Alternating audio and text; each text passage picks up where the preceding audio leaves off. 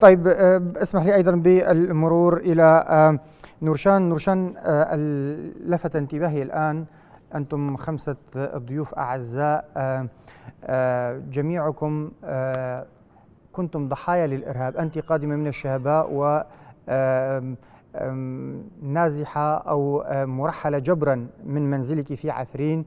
أستاذ جبريل كذلك الأمر.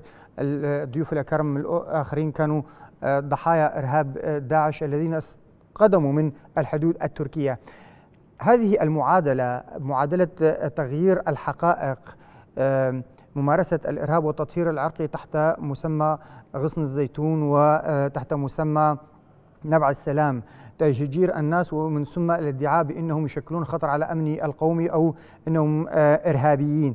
هذه السياسة التركية هل ما زالت تنطوي على الناس، أم الدولة التركية باتت مفضوحة أو وجهها الإرهابي قد كشف، ومن يجب أن نتحدث عنه كجهة إرهابية اليوم باتت هي الدولة ومؤسسات الدولة التركية ذاتها؟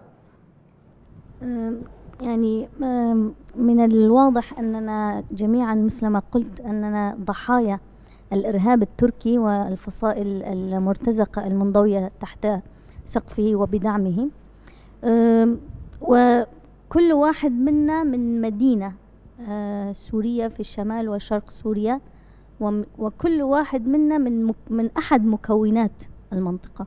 نعم. لدينا الكرد، لدينا العرب، لدينا المكونات الأخرى.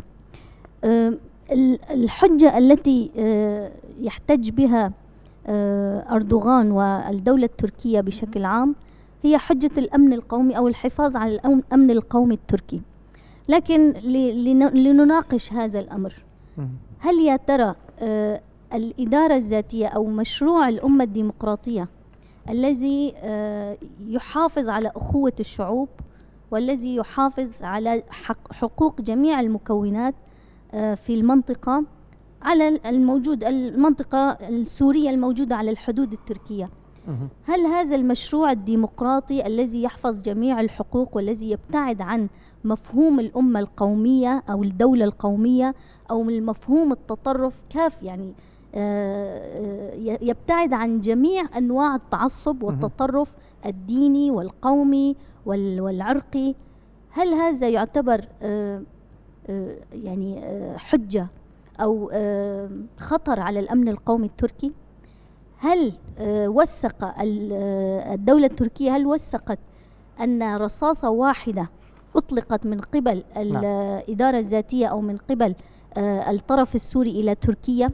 نعم. هل هناك توثيقات؟ لا، ليس لديها توثيقات، وإنما لدينا نحن توثيقات أن رئيس الاستخبارات التركية المسمى حقان فيدان لديه يعني صوت مسجل بأنه مستعد أن يمثل موضوع إطلاق الرصاص أو المدافع من الطرف السوري إلى تركيا لتكون حجة في خطر الأمن القومي.